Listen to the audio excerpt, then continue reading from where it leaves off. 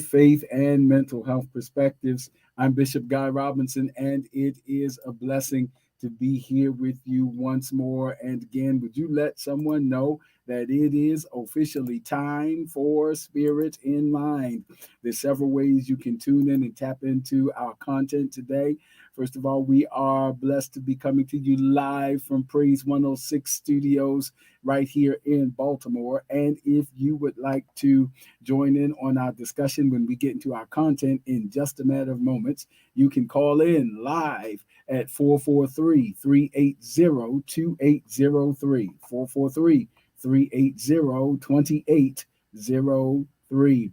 And then there's many other ways we're streaming, and our colleague and co-host is going to go over those in just a moment, because it is time to now greet Dr. Jonathan Shepard. Hey, hello everyone, and good afternoon, and hello, Bishop, and to all of our listeners out there. Thank you all for tuning in. It has been such a joy being a part of this program, and I'm so thankful that you all are out there listening. Please get ready as we have a spirited discussion today.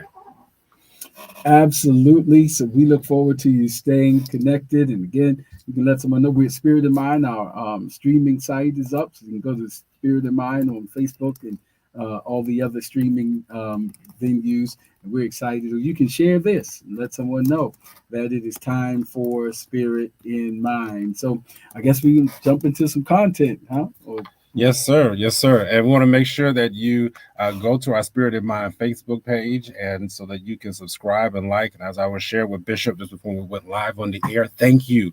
We've had so many people go in to our Spirit in Mind Facebook page, I should say, and go subscribe. And so continue. Go there right now. You can hit like. If you're driving, I know you can't do that right now, but as soon as you get to your destination, stop and go to that Facebook app and look for Spirit in Mind and hit like so we can continue the momentum. It is growing. I'm loving all the notifications I'm getting throughout the week as to the new members who have subscribed and have liked our pages. That allows for us to be able to send the content to that page directly so that you can know when we go live, whether it be on the air or off the air. We're always sending out content. You can look up Bishop C. Guy Robinson. He is someone that you want to look up or want to know. You can find him as he is an author. He is a teacher over at Morgan State University and the illustrious Hampton University. He works at both of those universities as a professor. He also is a pastor of the Tabernacle of the Lord Church, 2100 West Baltimore Street. You can listen to the various sermons that he puts out on a weekly basis, Bible study teachings. So, again, we want to make sure that you are tapping into those resources through his YouTube, Facebook, and Instagram pages. Then, if you are in need of direct care services, as you listen, you realize that you need someone to talk to. You may be in need of medication management services within the states of Maryland, within the state of DC, the District of Columbia. Yes, I know it's a territory, but I consider it a state the way it's run. But if you're in need of that, please let me know, and we will gladly service you. You can hit me up on my website, drjonathanshepard.com. My admin team is there waiting to help and to assist you, drjonathanshepard.com. Or if you're in need of resources for your event that's coming up, symposium, whatever that you may have that deals with mental health. We've been really dealing a lot with Black men mental health this year. It's been amazing that both Bishop and I have been on that same track regarding announcements, and so regarding engagements, I should say. So I want to make sure that you know that you can reach out to us if you're in need of those services. Let us know, and we will do our best to fit it into our schedule if it allows, because we want to make sure our people are doing well. They're doing well physically and mentally. I'll start right there, Bishop. This is good. We look forward to the connections and staying connected, and our content that we're going to discuss today. So please get connected, and let's keep this thing going. And thank you for every follow and for every subscription to what we're doing. I just wanted to underscore what Dr. Shepard said, because we welcome it, and we're better because of it. Your input makes a difference. So listen, we've been talking about we've been talking about transitions, and then this came out, the Soul Care Birthright.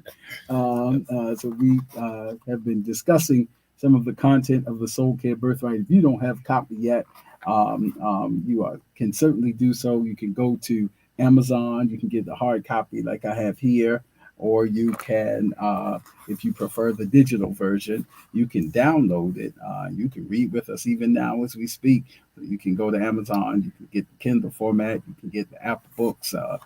Different ways you can get it. But whatever you do, get it so you can hopefully Yes. be blessed by and engage in the conversation. It's meant to be a conversation piece for those who are interested in this intersectionality or this intersection approach, integrative approach to faith and mental health or spirit and mind. And so now that has taken us into some content that we're going to get into. Yet, the last couple of weeks we were talking about the medical model Hmm. and trauma informed approaches to doing ministry in collaboration. Yeah, my previous book, Critical Collaboration, you know, I'm an advocate for collaborative relationships between the worlds of faith and mental health. And so now we're going to transition into some other stuff. Dr. Shepard's going to get us off the ground, and we'll go from there. Again, you can call in 443-380-2803 or join in on the chat line. Dr. Shepard. Absolutely. And thank you, Bishop. And this has been a wonderful uh, time to talk about the book Soul Care Birthright. And it really has flowed with our topics that we've been discussing in relation to transitions, in relation to living in a new place and how to be able to live in a new place. And the book has just been a godsend, honestly, to help us to understand what we need to do as Christians, as believers, as persons who want to do better with our mental health and knowing how to be able to live in that new place. And as I told Bishop today, wanted us to really have him expound on some more of the chapters of the book. Again, you must get the book. If you've gotten the book already, I'm going to be looking at chapter 9 and chapter 10 because chapter 9 talks about Back to the Future. Chapter 10 looks at the definition of mental health.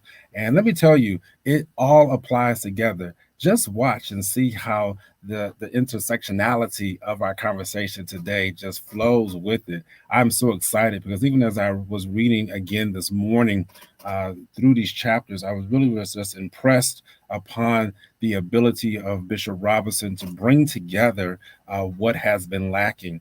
If you look at the chapter in the book, chapter 9, talking about Back to the Future, I love the title because it really instates how we who are believers, who are within the church, we kind of got away from the importance of psychology and how the Bible deals with psychology. We have to understand that, yes, God is concerned about our soul and salvation. Absolutely. He's concerned about our physical health. Absolutely.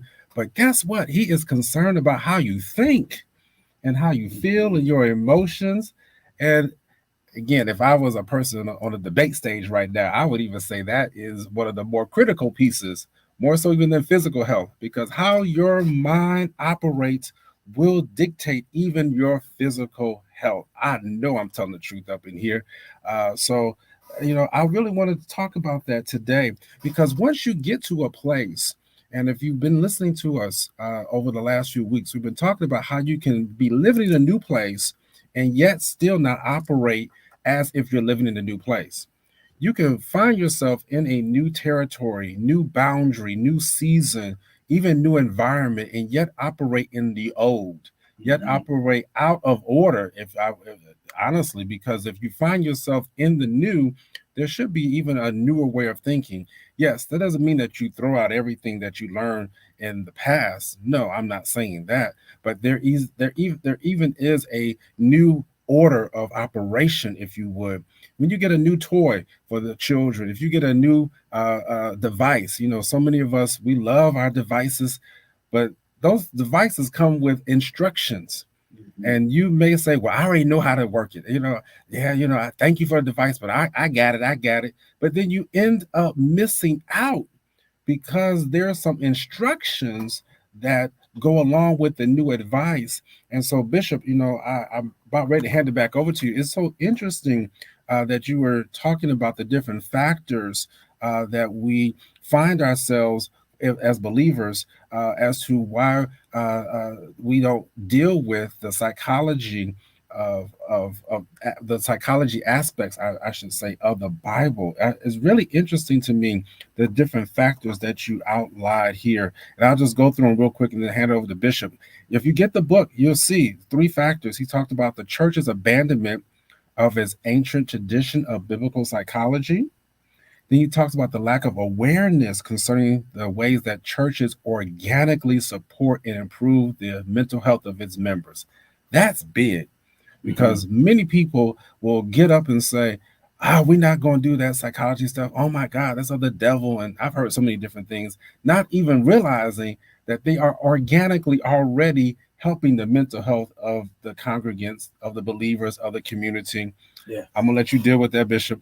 And then the third is the eschatological culture of soul care that does not require its caregivers to collect data and codify best practices as required by state-sanctioned providers of mental health services. I know that was a mouthful, but basically, we don't keep records of our success. That's what Bishop. That's what he's saying. So, Bishop, help us out. It's just again, if you don't have the Soul Care Birthright, I would love to get your thoughts and feedback on it. It's available. But so I was inspired by some research that has identified mental health concerns as the new frontier of ministry. Right. And I certainly applaud and welcome that conclusion. And yet at the same time, I was reminded when I read that, those evidence-based research reports and things like that, peer-reviewed journals for all these scholars out there that identify mental health. I know it certainly is, the topic is trending. Right. If you do hashtag mental health, say like a million posts, Right. So I know it's trending, but if something is going to reach beyond being trendy to being truly transformational, then there has to be some study and some methodologies to it. So this whole idea of mental health being the new frontier of ministry, no shade, is welcome.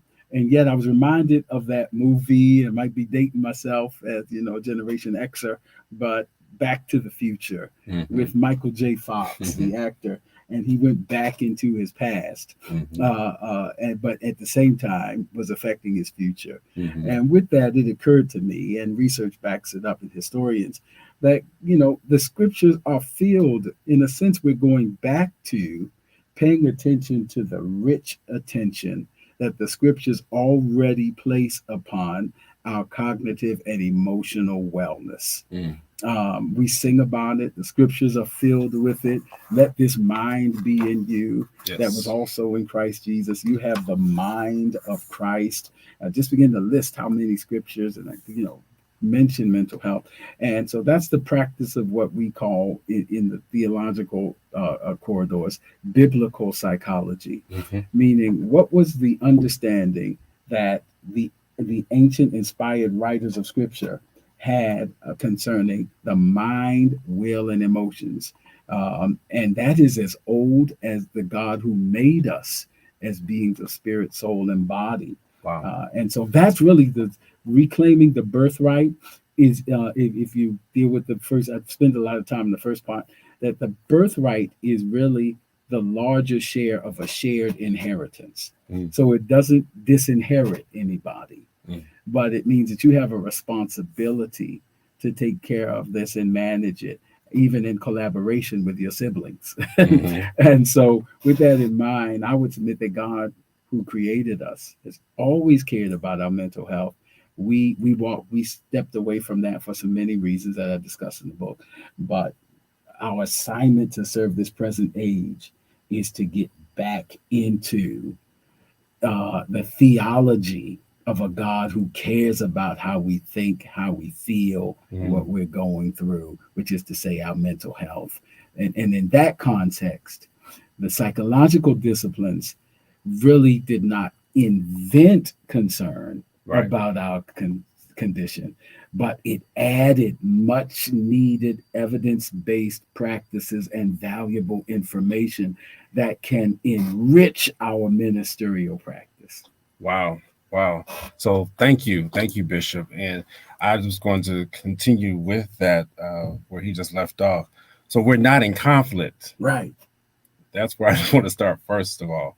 We're not in conflict. And I want to just point out some things that really spoke to me today, even as I reread this particular chapter and chapters that we're focusing on, and how we can, once you arrive and as you're finding yourself in a new place, and you want to make sure that you don't neglect these things that we're talking about. These are things that organically that we see ourselves doing as leaders, as congregants, as people of God. Some of the organically therapeutic practices are number one, charitable deeds. And I talk a lot about this even Yes. when I speak about how to reset yourself mentally. Charitable deeds is number one. Yeah. Be kind to people. You know, literally be kind to people. I know that might sound elementary or rudimentary or whatever, but honestly, we have got to get back to being kind to people, and making sure that our acts of kindness are not just something to tout and say that we did this, but just be nice to other people. I can remember, Bishop, when the pandemic was in its height, and we were going to grocery stores, and I remember having to walk down the aisle a certain way with the arrows. And I remember one time walking down the aisle and I went the wrong way, and people were about to throw me out of the grocery store. I was just, Right. Right. I mean, the police and everything. I was like, my Lord, man. And there was one woman who helped me while I was there. And because I got there early in the morning, you have to get to the grocery store at 7:30 in the morning because you didn't want to be there with a lot of people. And this one woman, she was so thoughtful, and it literally dawned on me, I should be a blessing to her the next time I go there. Mm-hmm. And I did just that. I gave her just something that God told me to bless her with. And you know what, Bishop? She was scared. She didn't know what I was trying to do to her. She's like, are you sure? Like, you dropped this? I was like, no, this is for you. And it was interesting that day that I went back, I couldn't find her. And typically she's easy to be found. So even there's a lesson in that when it comes time to be charitable, kind, sometimes you have to be intentional and you have to go a little bit further out of your way to make sure that you can do that. And again, these are these therapeutic practices that we do.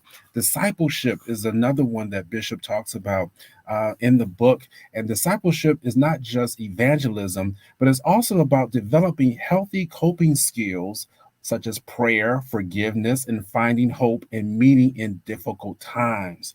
That is so important because these are the healthy coping skills that will help you as you go through your daily processes of and challenges of mental health. I'm about to cross over to chapter 10, Bishop, because I love the continuum that you have when we talk about flourishing. Uh, um, the last one, suffering. What's the one in the middle? Uh, Lord, I don't forget. Flourishing, Functioning, basically, but yeah, struggling, struggling. There we and then go. suffering. Sorry about that. I got so much in my head. Flourishing, struggling, and then suffering. And so this will help you in as you are going through these various things, being kind to one another, making sure that your disciple advocacy. That was huge. Our churches, our people, when you find yourself in better territories, in better lands, in better areas where you can advocate for people, you should be able to advocate for those who are not just flourishing, but advocating for those who are suffering. We must not forget those. And we have so many people who come through our churches on a day to day basis who are suffering. They may not say it, but this is how we have to advocate for them.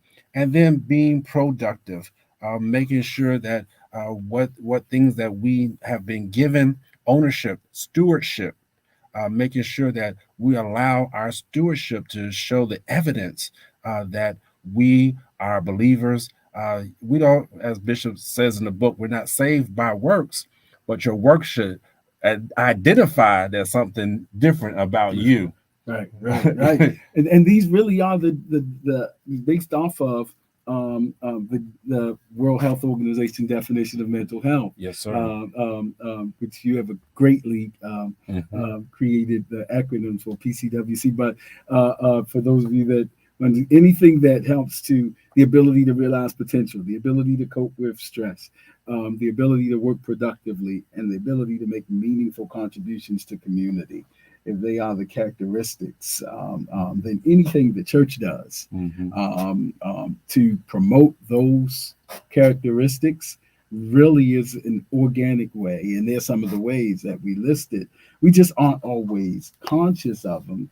And so we aren't always intentional in our methodologies or in our reports or even in giving ourselves constructive criticism and affirmation Yeah. for the work that we do, which goes to Pastor Robert Spry, my friend. Good to see you with us on how we got to the point where it seems mental health is the new pandemic. And the Dr. Shepard jump in there as he Hmm. sees fit. But yeah, so hopefully you got the soul care birthright. But we're talking about how the church can help contribute. And in many ways, it already does organically Hmm. because there's no way we can talk about the God who made us as beings of spirit, soul, meaning psyche, mind, will, and emotions, and body without addressing our mental health because the God who made us is invested and concerned about our mental health. He tells us, be anxious for nothing. I'll keep you in perfect peace.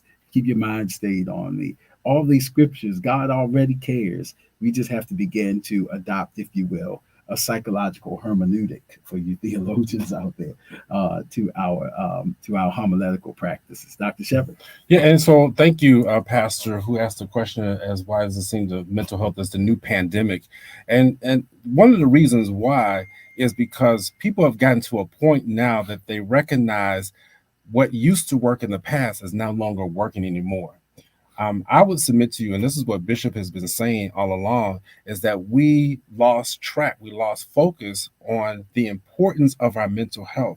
Uh, it has always been studied, and even as I come from the different viewpoint from psychiatry, is that psychiatrists were always deemed as really your smartest doctors. They were seen as your smartest and most intellectual doctors, and there was a connection between your faith and how you thought.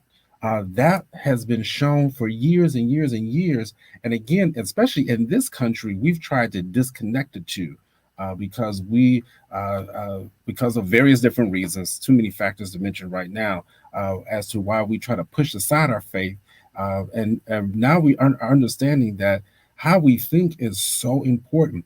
When you look at the various things of what's happening in our world, people can no longer explain why people are doing what they're doing. And so now they're almost leaning toward the mental well-being of a person to understand why a person behaves the way in which they do.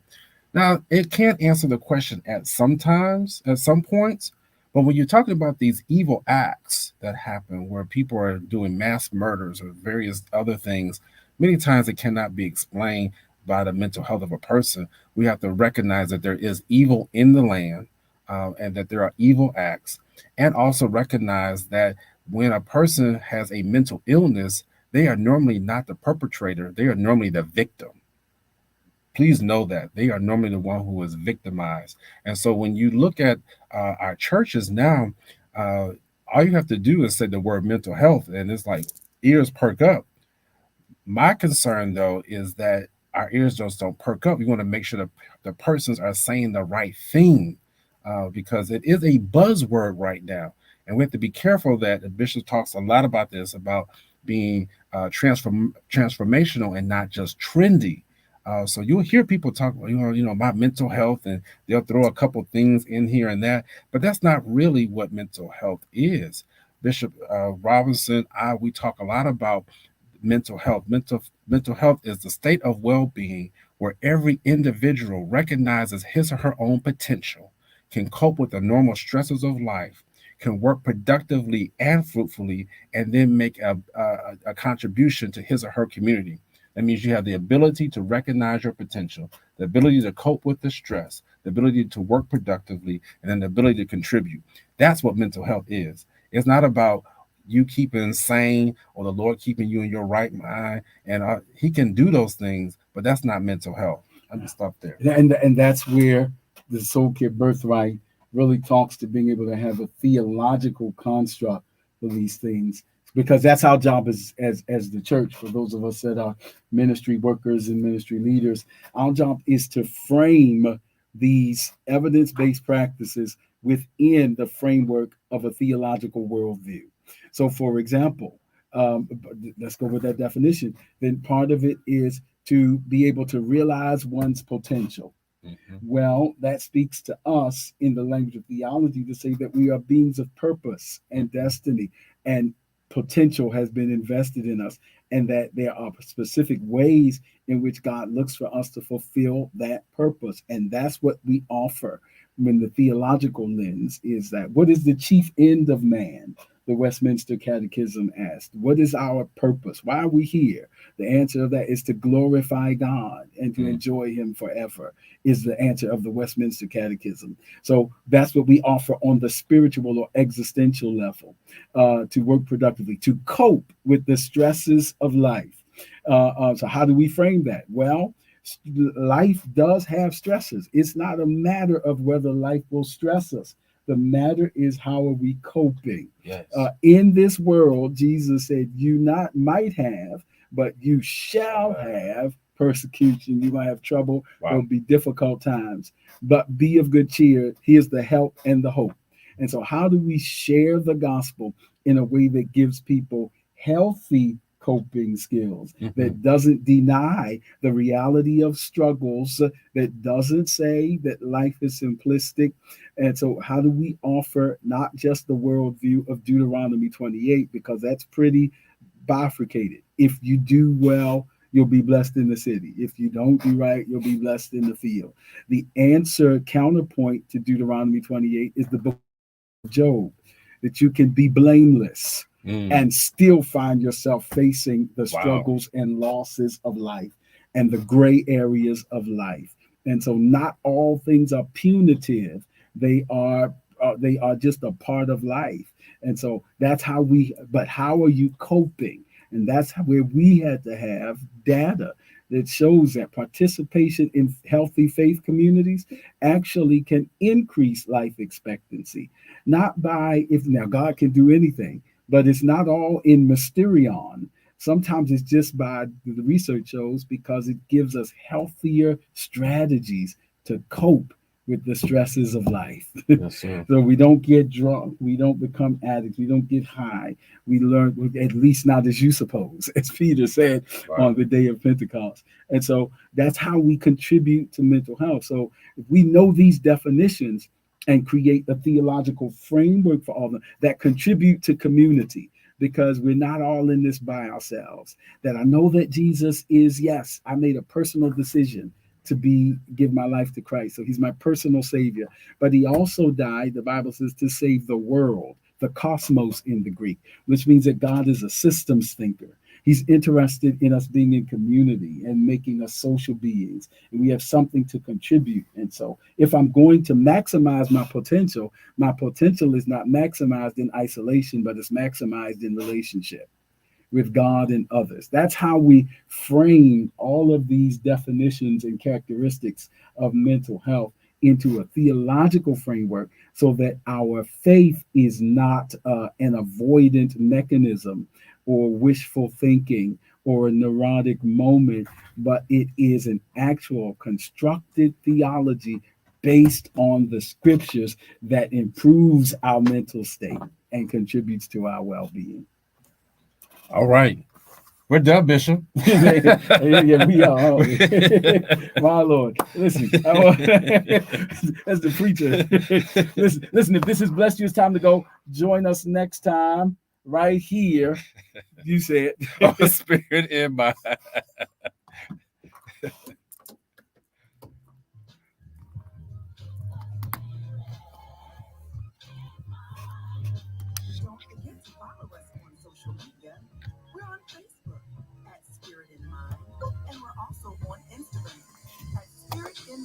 Oh wow, overseer Harris. It's the Ronald Green